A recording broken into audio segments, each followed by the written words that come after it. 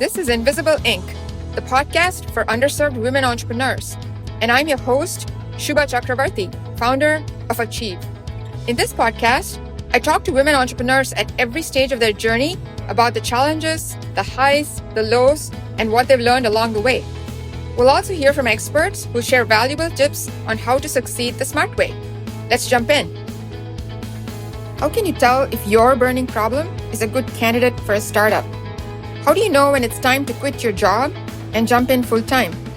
What do you do when you've poured years into your startup and there's still no traction? How do you get angel investors to open their checkbooks for a category-defying business? In today's episode, engineer turned entrepreneur Reetu Gupta answers all these questions and more as she describes her journey to make Circled In the LinkedIn for the new generation.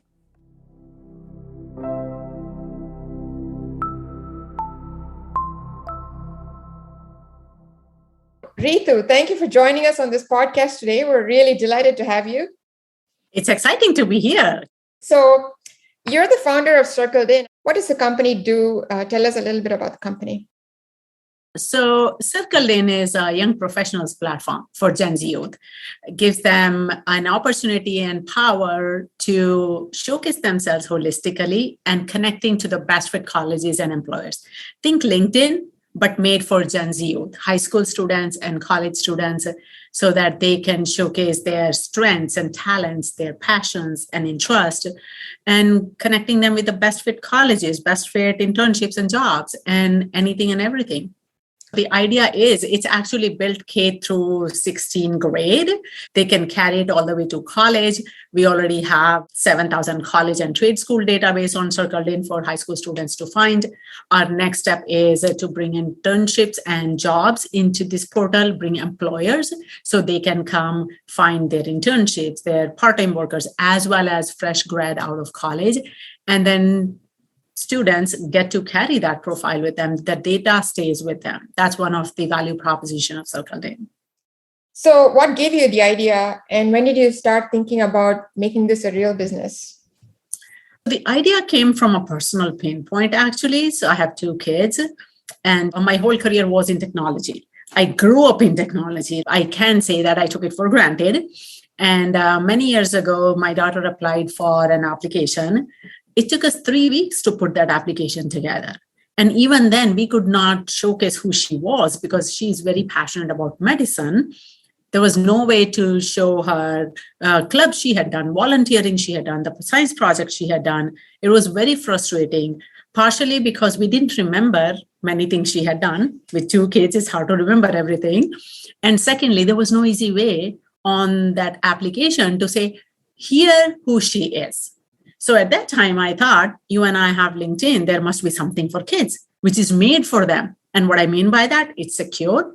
It's for their activities, not asking them patents on LinkedIn, but asking their sports and music and volunteering and something that is more user-friendly. So didn't find anything. Being an engineer and a marketer and my own customer, I was like, wow, $1 billion opportunity. And I jumped on it.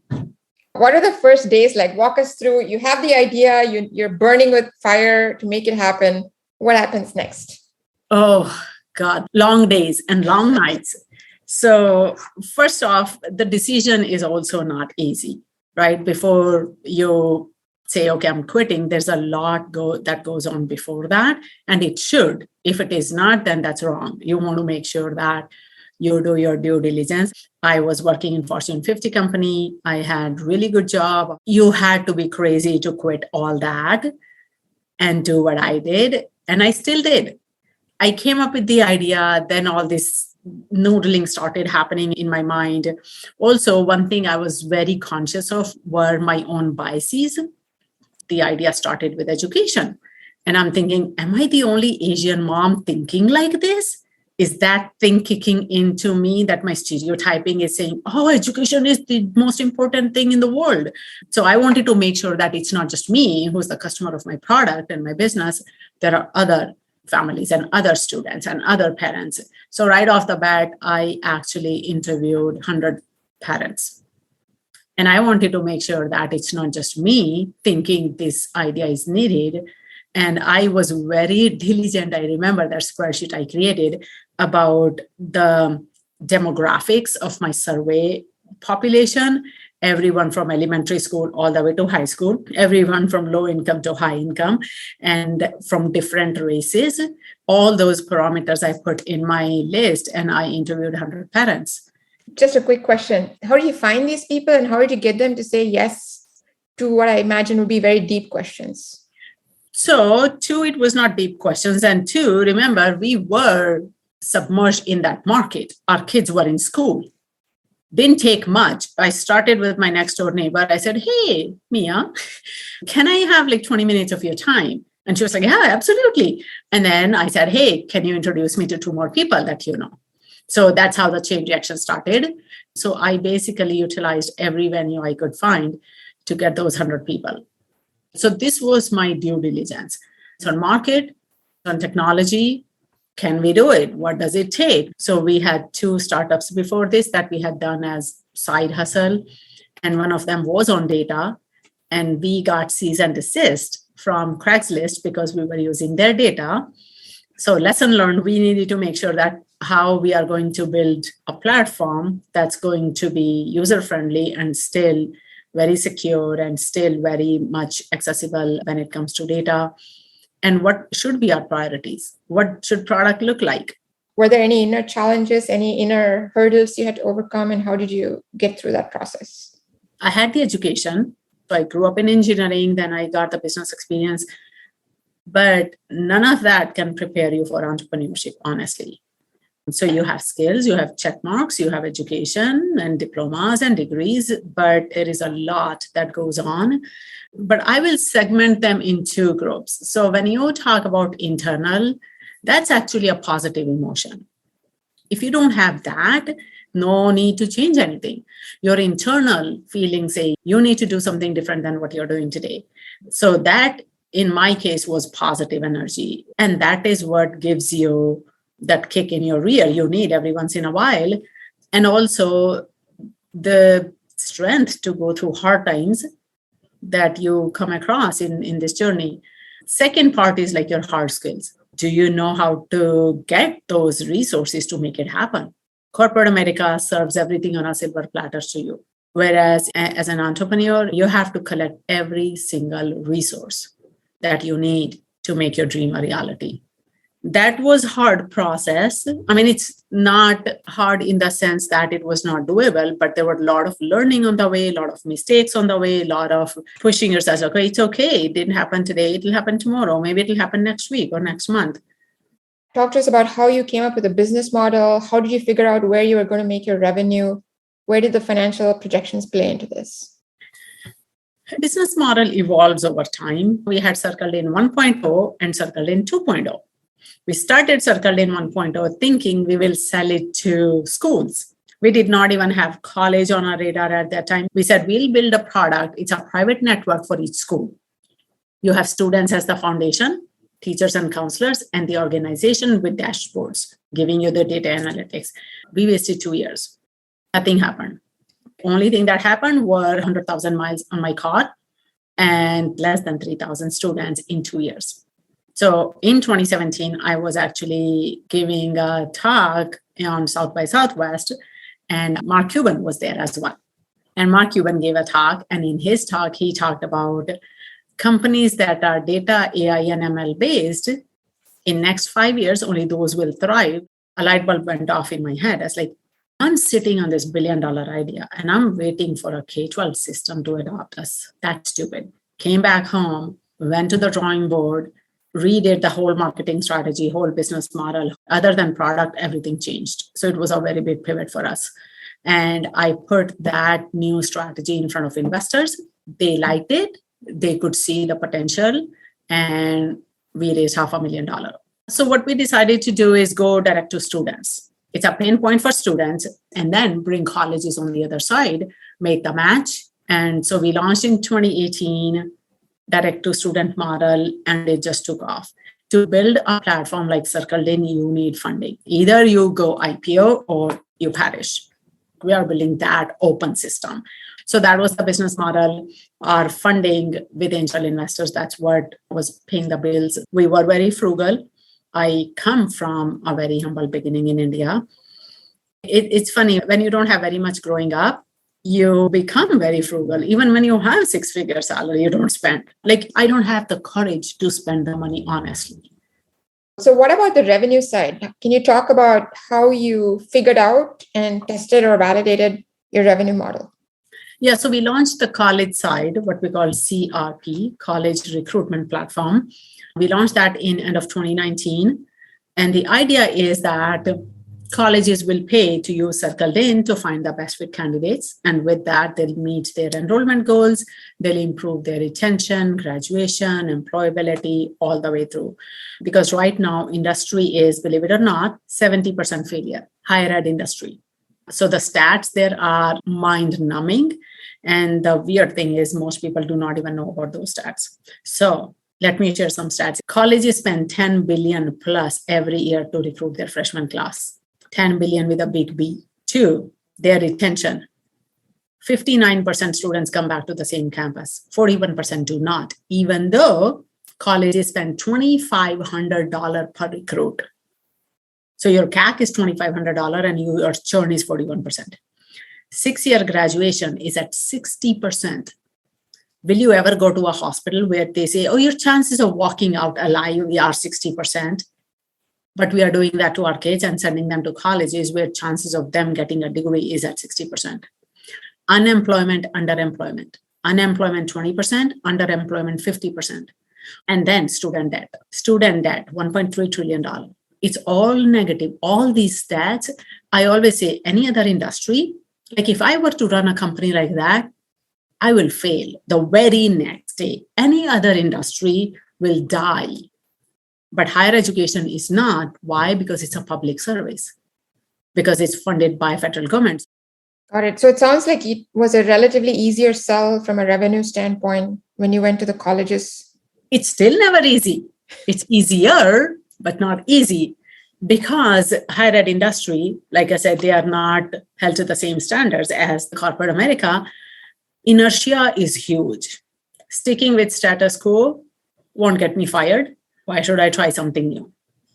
So it's not easy, even though it's very revolutionary idea. Oh my God, I have 200 data points on my students, my candidates. I can figure out if I'm all boys college, please do not send flyers to my daughter. That's what is happening today, right?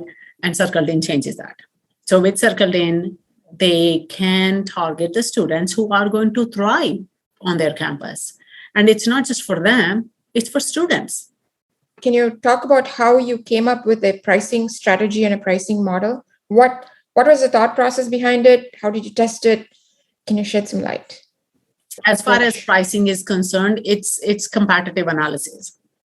It's funny, this was another learning. So when I came from business school and worked in aerospace industry, so aerospace is very process heavy industry, but there were these minimizing the distraction requirements in the cockpit for pilot.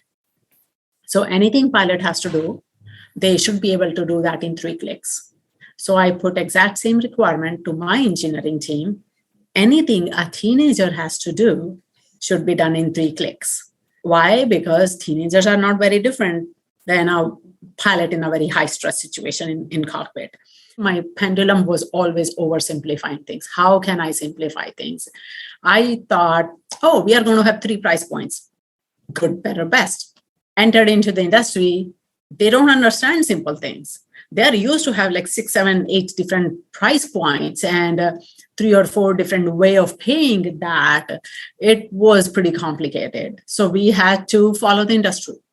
We had to complicate our pricing because that's what they understand. So all of this brings us to the 800-pound gorilla, which is funding. Can you share your fundraising experience? How did you pick whether to go the angel funding route, FFF, angel funding, VC funding? How did that whole process play out? What was your experience? That question is a very long question. And here's the worst part. There is no right or wrong answer here. I know companies that are successful with bootstrap. And I know a bootstrap company that became a unicorn. I know another company that raised $120 million and 2 weeks ago imploded. First off, funding is not a measure of success. Funding is only means to the end, whatever your end is. Our end is for Circled In to be that de facto platform. Funding is just helping us get there, hopefully. I always cringe when people say, oh, press release, we got the funding. Well, great, but keep in mind, work is just starting. Having said that, definitely fundraising is very difficult, especially for women, person of color, all of that stuff. So the thing is, you have to be mentally prepared for that. So what does that look like to be mentally prepared? Did you have prior experience in the startup ecosystem? Did you have mentors to walk you through and say, this is what will happen? How did that play out? I had done 1 or 2 pitching in my previous companies, just that never raised any money. But I know living in Seattle, there are some very rich people. When I initially started, I was a little naive. I thought, oh, everybody's going to love the idea. They're going to give me the check. So when we started first version, Circled In 1.0, I started talking to investors at that time. In fact, I started talking to everybody and anybody. I became literally a networking junkie. I made so many connections. It's funny. Recently, my daughter was telling me that those were the days when mommy used to smell like Starbucks because I spent my days in Starbucks meeting people, even though I don't drink coffee. I just did a lot of networking, and all these angel investors, I started talking to them back then when we were working on 1.0. Didn't get any money. What were some of the responses? Did they say, we'll get back to you and never got back? Or how did that play out like in real time?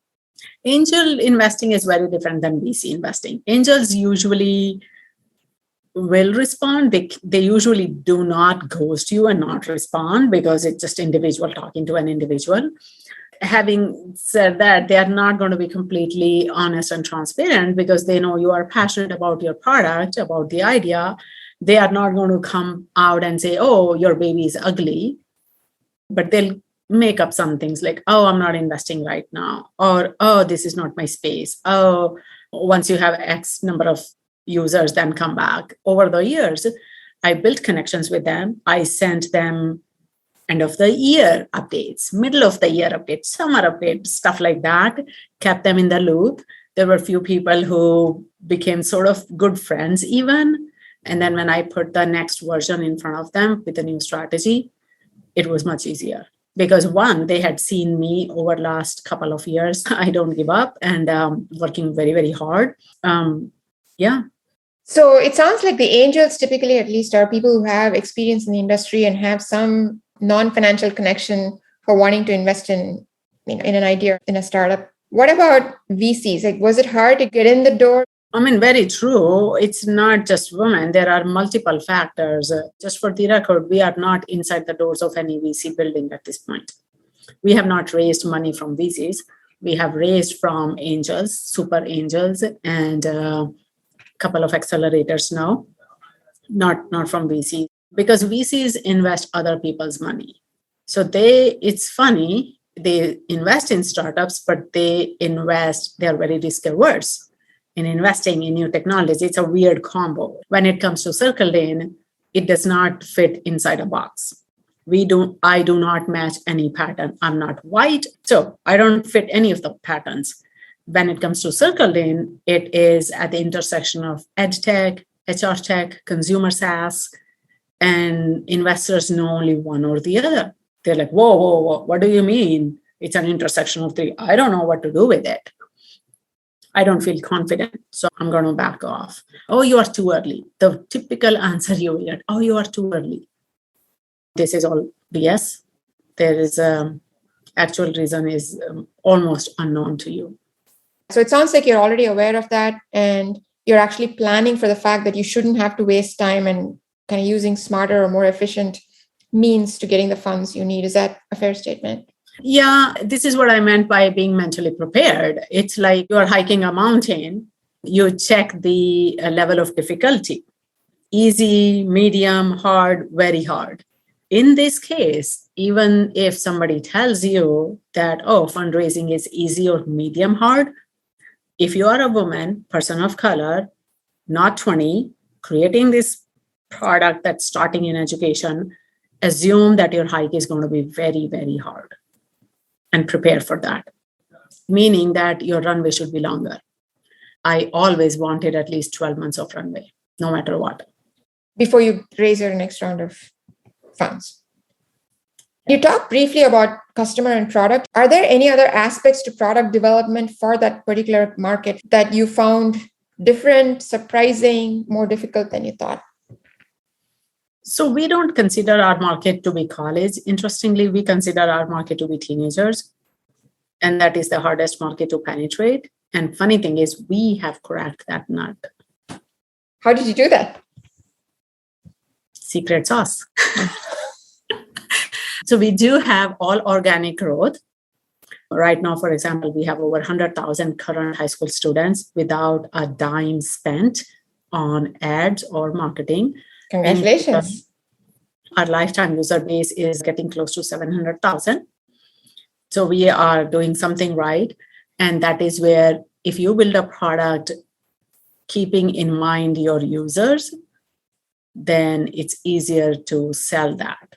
And remember, when you are selling, you are not just selling for the money. You are selling for their attention. You're selling for their time. You're selling for their data, even though students today do not write a check to us, but we still have to sell to them because they have a million different options to spend their time on. Time is the currency.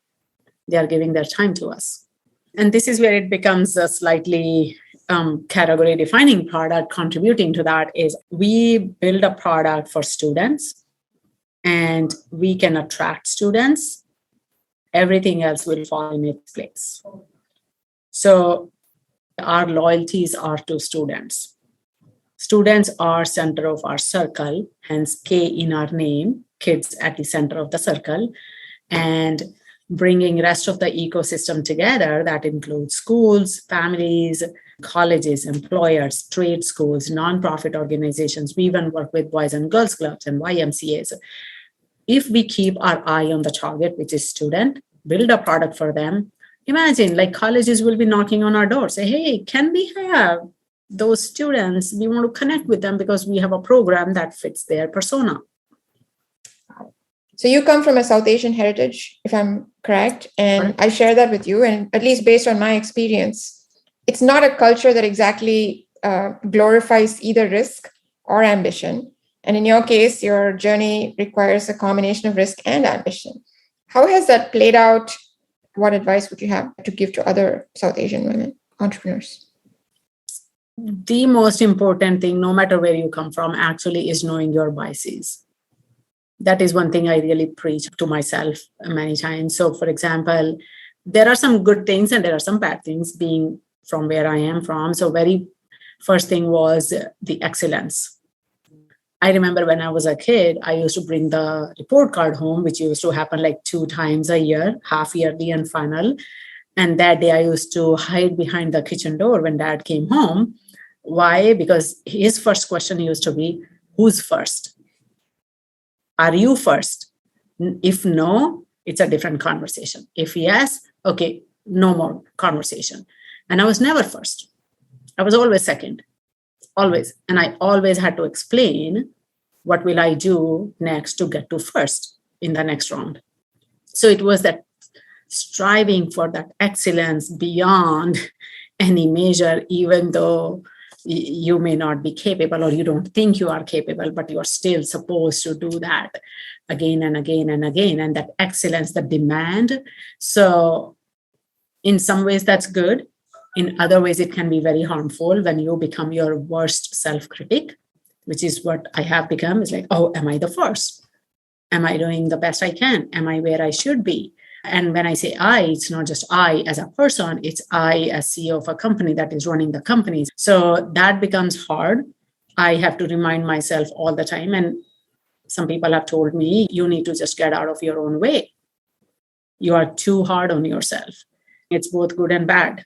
If I think I could dilute just a little bit in my personality, it will be that. not just running for the best performance all the time. And have you ever felt any self-doubt or a question of, is this ever going to be successful? Or am I the right person? Do I have all the right skills? Or is it just, no, it's got to be a problem and I got to make it happen? So if I say answer is no doubts, I'll be lying. No entrepreneur can tell you that they never had self-doubts. There are so many ups and downs in an entrepreneurial journey. It's ridiculous. Like you can have your best day and your worst day all in one day before lunch. So one thing I will say though, I never doubted my skills. May sound arrogant. No one can beat me in hard work. I know I'm smart. I know I can work hard. I know I don't give up. So I didn't have doubts on my stamina of working and my smarts of working. But there are always doubts. It's like, oh, anytime you hear a no from an investor or a customer, it's like, oh, what did we miss? Oh, why don't they like us? As an entrepreneur, you feel like you're a teenager and you want to be popular. And you know how teenagers feel half the time. It's like, oh my God, I'm not good enough. It's not, I'm not good enough, but it's like my product is not good enough. Is market not there? Why are they not liking me? So self-doubt is part of the journey. And how do you get through that? How do you keep going and how do you address that? When you have like 8 meetings on your calendar, your one meeting goes shitty, you can't just go crawl in your bed. You still have to do the next meeting. And funny thing is, your next meeting could turn out to be the best meeting. And then suddenly you are high on a mountain. So you just keep going. As Winston Churchill said, when you're going through hell, you just keep going. Just keep going. There's no other option. You can't not work. You can't pause. There's no time to pause in this journey. Slightly different question. One of the things we hear, especially if you're out raising funds or dealing with the financing sector in any capacity, is this presumed incompetence with numbers and financial projections. Have you ever faced this in terms of questioning or the line of questioning by potential investors or financiers? And how have you dealt with that? Well, good and bad, this is what comes with excellence. I am a data nerd, big time. I love Excel. From day one, I had very, very, very, very detailed financial model. And I talk in numbers. Like, I think in some ways I'm like investors in that. And I needed that. I think that's for every entrepreneur. It's not for investors. It's for you. As an entrepreneur, are you on the right track? Does this path leads to pot of gold at the end of the rainbow? And if your company, do you have operational expenses? Or where the money is going? What is P&L? Where can you cut the expense if you have to? So all that was needed anyway. And I needed to know $500,000 that we have raised, how far that will go. I had projections from day one. I can talk anything when it comes to numbers. My latest model, believe it or not, I even had per square foot rent in Seattle area in my projections. I'm not surprised.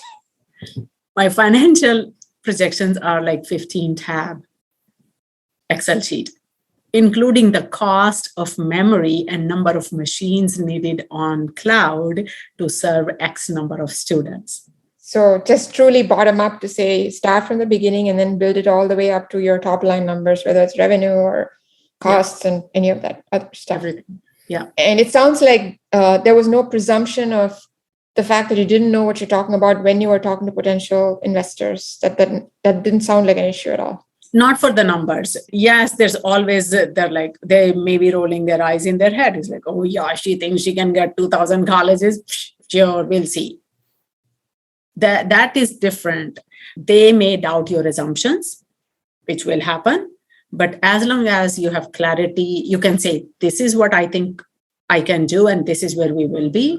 You can clearly articulate that. I think that's plenty for investors because they know there will be unforeseen things that will happen. Like, who knew COVID will happen? Did anyone plan for that? No. So investors know that will happen. All they need to know, which I'm told, that you know your numbers and you have the problem solving and critical thinking in you, that you can fix that. You have skills to turn things around. Looking back kind of now where you're at, Is there anything you'd have done differently from the beginning? Anything you'd have said, I wish I'd known this? I won't even subtract one day from my life so far. No regrets? No. There was one promise I made to myself, actually, very early on. Every decision I make is based on the information I know as of today. I did my best. I made that decision. Tomorrow, things will change. Tomorrow, you'll have more information. You'll have different information. Does that make my older decision wrong? No, absolutely not. I did the right decision at that moment. Every decision is in a moment. You go further down, things will change. You may have to pivot. You may have to change directions. But there should not be any regrets for anything you did. There's no way you could have known what will happen in the future to make a different decision in the past. What advice would you give somebody who is further behind on the path of entrepreneurship? I think there are two most important things in any founder's journey. First is convincing yourself. Second is convincing the market. So convincing yourself is the harder part. And that includes a lot of pros and cons calculation. That includes Excel sheet. You will lose one salary and taking a vacation in Bahamas and having a big SUV and a big house. Are you ready to let go of that? That's convincing yourself. And then leaving that rat race altogether. Entering a different rat race. So that's convincing yourself and making your family part of that, because no matter what you do, your immediate family will be impacted, good or bad, either way. Think hard. This is not going to be an easy journey. Entrepreneurship is not for faint of heart by any means. So what is the one thing that keeps you going no matter how hard things are? What is that one specific thing? My ultimate mission, my ultimate definition of success, which is my legacy. Which is? Circle Lane is going to be my legacy. And I'm working on my legacy. So what does it look like if your wildest dreams come true and there's one moment which to you encapsulates that you have succeeded? What would that real life moment be? Actually, there are two. So one is we are ringing the bell on New York Stock Exchange. Second is the day I die, there are millions of people who are crying. All right. I'll take that. Thank you very much, Reetu. This has been amazing. And I really appreciate you sharing your thoughts today. Yeah, absolutely. Thank you for asking the questions. Once in a while, it's good to stop and reflect back on the journey. So thank you for selecting me for that. Thank you for listening to today's episode. Find show notes and more at achieve.co. That's achieve.co/podcast. Like what you heard? Hit subscribe on Spotify, Apple, or Google Podcast and never miss another episode. Want to help others like you? Leave us a review and tell a friend. See you on the next episode. Now, go achieve.